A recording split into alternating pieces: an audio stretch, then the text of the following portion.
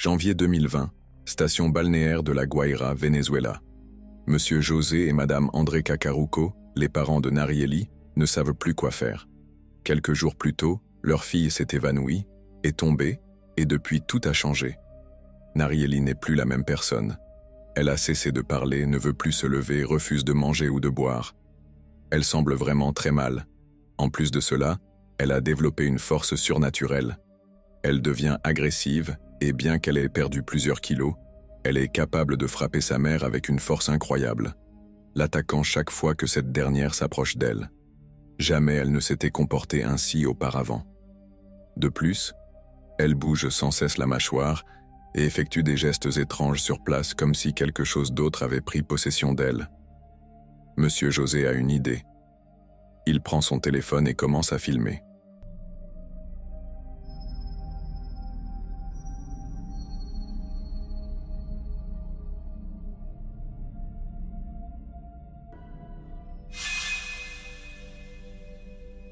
La vidéo que vous venez de voir a circulé sur Internet il y a quelque temps. Tout cela grâce au père de Narieli, qui, dans une tentative désespérée de trouver de l'aide pour sa fille, l'a partagée dans des groupes locaux sur Facebook, demandant si quelqu'un savait ce qui pouvait lui arriver. Pour comprendre ce qui s'est passé par la suite, il est important de savoir que l'action se déroule au Venezuela, un pays profondément religieux, où la foi est souvent considérée comme la valeur la plus importante et la principale motivation de presque chaque action. L'Église catholique, dominante dans le pays, ne se contente pas d'influencer la spiritualité, mais joue aussi un rôle majeur dans la formation de la société. La plupart des commentaires des internautes concernant la vidéo partaient justement de ce point de vue. Presque unanimement, les gens ont estimé que la jeune fille était possédée par un mal, peut-être même par le diable en personne. Les parents étaient dévastés. Ils décidèrent de consulter le grand-père paternel de Narieli, qu'ils respectaient profondément, et en qui ils croyaient sans réserve pour sa sagesse.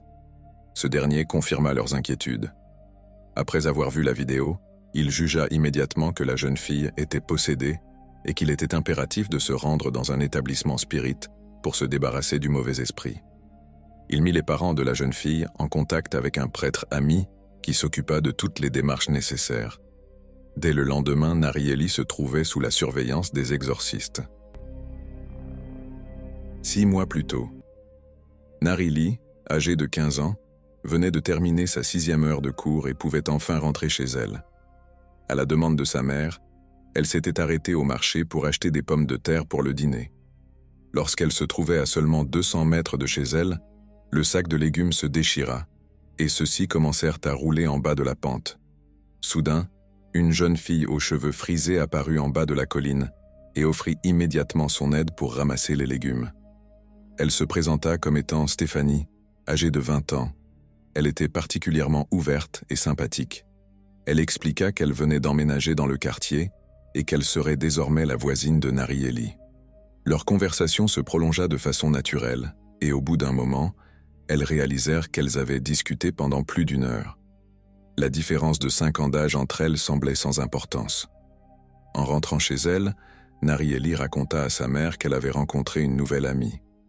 La mère trouva étrange qu'une jeune femme de 20 ans ait pris autant de temps pour discuter avec sa fille, mais de son côté, elle ne voyait pas vraiment de mal à cela. Les jours et les semaines passèrent, et Stéphanie et Narieli devinrent si proches qu'elles passaient chaque instant libre ensemble. Un soir, Stéphanie annonça à Narieli une triste nouvelle. Il s'avéra que la maison où elle avait emménagé était en location pour 1 mois seulement. Elle expliqua qu'elle ne l'avait pas mentionné plus tôt, car elle ne voulait pas que cela affecte leur amitié. Elle promit à Narieli qu'elle ne s'éloignerait pas trop et qu'elle viendrait la voir tous les week-ends. Comme elle l'avait promis, Stéphanie vint régulièrement chez Narieli. Elle établit des liens forts non seulement avec elle, mais aussi avec ses parents, à qui elle commença à s'adresser en les appelant maman et papa. Décembre 2019. Comme chaque semaine, Stéphanie rendit visite à sa meilleure amie. Narieli la reçut à la gare, et ensemble, elles retournèrent chez elle pour déjeuner avec les parents de la jeune fille. Après le repas, les 2 amies annoncèrent qu'elles allaient à la plage et reviendraient le soir. José et André, ayant une totale confiance en Stéphanie, acceptèrent, sans objection, et leur souhaitèrent de s'amuser. Les amis s'allongèrent au soleil et discutèrent pendant plusieurs heures, passant un excellent moment ensemble. Cependant, lorsqu'il commença à faire nuit, Stéphanie proposa un rituel. Intriguée, la jeune Narieli demanda des détails. En réponse, elle apprit que son amie s'intéressait depuis longtemps à la sorcellerie et savait comment invoquer des forces surnaturelles pour se protéger des mauvais esprits. Pensant que c'était une idée amusante et ne voyant rien de mal, Narieli accepta immédiatement. Pendant le rituel, Stéphanie sortit un bracelet de sa poche et le mit au poignet de Narieli. Elle lui prit ensuite fermement le poignet et lui suggéra de faire de même. Sur le chemin du retour, les deux amies se tinrent par les poignets, mais dès qu'elles franchirent le seuil de la maison, elles se séparèrent brusquement. Visiblement perturbée, la mère de Narieli demanda d'où venait ce bracelet. La jeune fille répondit que Stéphanie l'avait fait spécialement pour elle. La mère, mécontente, ordonna fermement à Narieli de retirer le bracelet, ce qu'elle fit à contre-cœur. André, sans hésiter, le jeta immédiatement dans la poubelle extérieure. Furieuse et perplexe, la jeune fille exigea des explications. La réponse de sa mère la surprit. Le bracelet, en effet, portait des symboles associés à la magie noire. Il avait été ensorcelé. Quelques jours plus tard, Narieli commença à se sentir mal. Ce jour-là, elle avait vomi à plusieurs reprises, et pour aggraver les choses, elle avait également une très forte fièvre. Ses parents lui donnèrent des médicaments de base, mais cela ne donna aucun résultat. La jeune fille passa la majeure partie de la journée au lit, espérant que cela irait mieux après un peu de repos. Malheureusement, ce ne fut pas le cas. Le matin suivant, Narieli se sentit encore plus mal. Après s'être réveillée, elle tenta de boire un verre d'eau posé sur sa table de nuit, mais, pour une raison quelconque, sa gorge était tellement serrée qu'elle n'y parvint pas. Inquiète, elle se leva de son lit, mais, après quelques pas, elle tomba et perdit connaissance.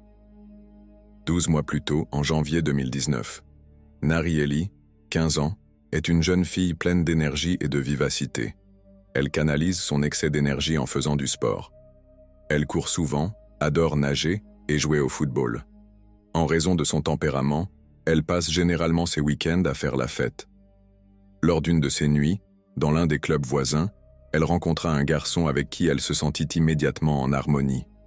Les deux commencèrent à se fréquenter et leur lien se renforça avec le temps. Leur relation était difficile à définir. Ils étaient proches, mais ils n'étaient pas un couple. De plus, Narieli avait le pressentiment que son nouveau camarade n'était pas totalement honnête avec elle, et elle suspectait qu'il puisse sortir avec quelqu'un d'autre.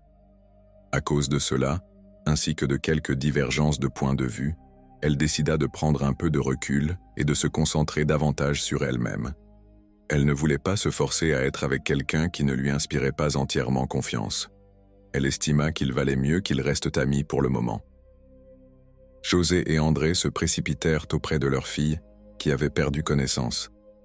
Lorsque Narieli se réveilla, ses parents remarquèrent immédiatement que son état s'était encore aggravé par rapport aux derniers jours. Leur inquiétude, déjà immense, se transforma en désarroi lorsque leur fille ne répondit à aucune question et cessa complètement de parler.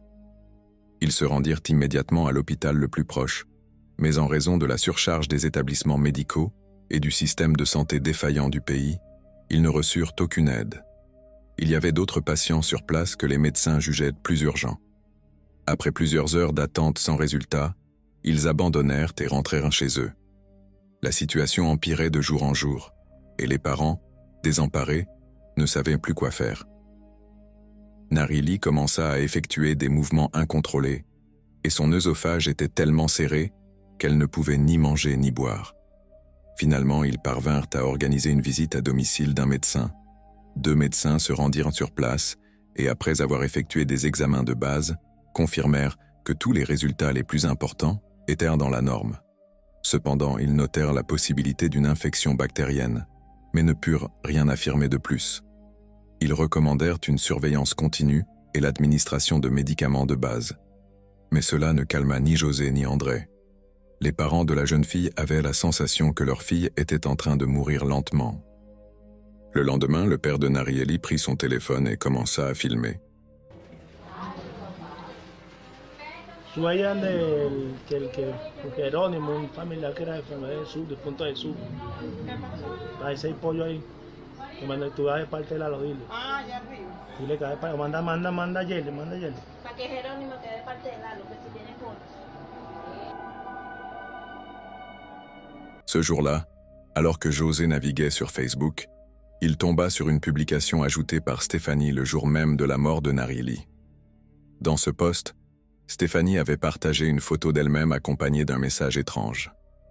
Parfois, il faut laisser partir quelque chose pour obtenir ce que l'on désire vraiment. Merci pour ce sacrifice. Les parents de Narieli furent horrifiés. Chaque mot de ce message résonnait comme une allusion sinistre. Bien qu'il n'y ait aucune mention explicite de leur fille, ils ne pouvaient s'empêcher d'y voir un lien direct avec sa mort. Plus troublante encore, l'heure de publication du post correspondait presque exactement au moment où Narieli avait rendu son dernier souffle.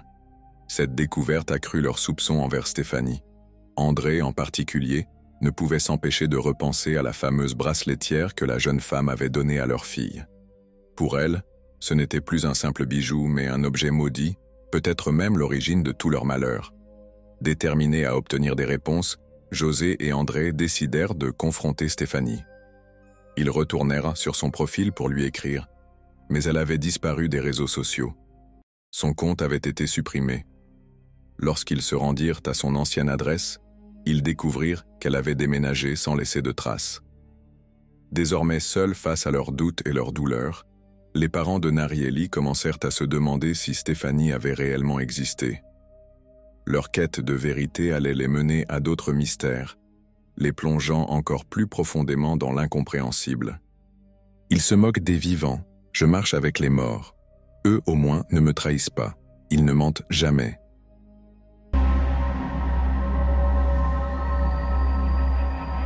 Quelques jours plus tard, Stéphanie, ne s'attendant à rien, arriva à l'enterrement de Narieli. Là, la famille de la jeune fille décédée l'intercepta immédiatement et bloqua sa fuite, exigeant des explications et qu'elle avoue sa culpabilité. Ils commencèrent à lui poser des questions, entre autres, sur les raisons pour lesquelles elle avait publié un post aussi étrange sur Facebook et pourquoi elle n'avait pas rendu visite à son ami pendant sa maladie. Nous avons vu ce que tu as publié sur Facebook. Dis-nous ce que tu as fait. Stéphanie semble choquée et affirme qu'elle n'a rien fait, qu'elle est innocente et qu'elle n'a pas contribué à la mort de Nariela. Cependant, au fil du temps, lorsque la famille de la défunte refuse de lâcher prise et intensifie la pression, quelque chose en elle finit par céder. Elle cesse de prétendre et partage enfin sa version des événements. En janvier 2019, lorsque Narieli a rencontré dans un club un garçon avec qui elle a ensuite entamé une relation pendant plusieurs mois, celui-ci voyait simultanément Stéphanie. Narieli n'en avait aucune idée, mais elle sentait qu'il n'était pas entièrement honnête avec elle. Stéphanie, en revanche, était au courant de tout. Blessée, elle n'avait cependant pas l'intention de confronter la jeune fille, de 5 ans sa cadette. À la place, elle a planifié une vengeance. Elle a loué un appartement juste à côté de la maison de la famille Kakaruko et a attendu le moment opportun pour entrer en contact avec elle. Ce moment est devenu très rapidement. Un jour, alors que l'adolescente rentrait chez elle avec des courses, son sac plein de pommes de terre s'est déchiré. Stéphanie est immédiatement apparue sur place. Elle a tout de suite impressionné la jeune fille, qui n'avait pas d'amis plus âgés et voyait en cet adulte une sorte de modèle. Narieli considérait cette nouvelle connaissance comme une figure d'autorité, devenant ainsi une proie facile à manipuler. Pendant plusieurs mois, Stéphanie a joué le rôle de la meilleure amie de l'adolescente. Dès qu'elle en avait l'occasion, elle récoltait ses cheveux et volait certains de ses objets personnels, comme sa brosse à dents ou ses boucles d'oreilles. Elle les plaçait ensuite dans des bocaux qu'elle enterrait au cimetière, accomplissant des rituels de magie noire. En plus de cela, elle a déterré des ossements et des fragments de corps qu'elle a séchés et broyés en poudre, qu'elle saupoudrait régulièrement sur les repas de Narieli. Bien que la cause officielle du décès ait été déclarée comme un arrêt cardiaque provoqué par une pneumonie aiguë, De nombreuses théories circulent sur ce qui a réellement conduit la jeune fille à l'état dans lequel elle se trouvait quelques jours avant sa mort. Certaines personnes pensent que Stéphanie aurait réellement jeté une malédiction sur l'adolescente, ce qui aurait conduit à son décès. Cependant, une explication beaucoup plus plausible pourrait être une maladie neurodégénérative rare du cerveau, connue sous le nom de Kourou, également appelée mort rieuse ou malédiction des cannibales. Cette maladie est causée par des prions, des protéines pathologiques présentes dans les corps humains contaminés, principalement dans le cerveau et d'autres parties du système nerveux. Le Kourou a été principalement observé parmi les tribus de Papouasie-Nouvelle-Guinée qui, dans le cadre de rituels funéraires, consommaient de la chair humaine, y compris des cerveaux. Compte tenu du fait que Narili aurait été nourrie avec des cendres provenant de cadavres, cette hypothèse semble tout à fait plausible. La médecine vénézuélienne, confrontée à d'énormes défis, rend presque impossible le diagnostic d'une infection aussi rare dans les conditions actuelles. Par ailleurs, les symptômes du Kourou correspondent étroitement à ceux que présentait l'adolescente avant son décès. Les symptômes incluent des troubles moteurs, des tremblements, des difficultés à marcher, une raideur musculaire et des problèmes de coordination des mouvements. À cela s'ajoutent des troubles psychiques, des changements de personnalité, de la dépression, une désorientation et une perte de la capacité de raisonnement logique. Les patients présentent également des difficultés à parler et à avaler, avec le développement de la dysphagie, trouble de la déglutition, et de la dysarthrie, trouble de la parole, accompagné d'un affaiblissement prolongé. La maladie entraîne une perte progressive des capacités physiques et mentales, rendant les malades de plus en plus faibles et totalement dépendants des soins, jusqu'à ce qu'elles conduisent inévitablement à la mort, généralement quelques mois après l'apparition des premiers symptômes. La cause directe du décès pourrait effectivement être un arrêt cardiaque provoqué par une pneumonie, facilement expliqué par des bains dans de l'eau glacée lors de son séjour dans un centre spirituel. Cependant, le Kourou pourrait être ce qui a conduit la jeune fille à l'état tragique dans lequel elle se trouvait bien avant son séjour dans l'établissement.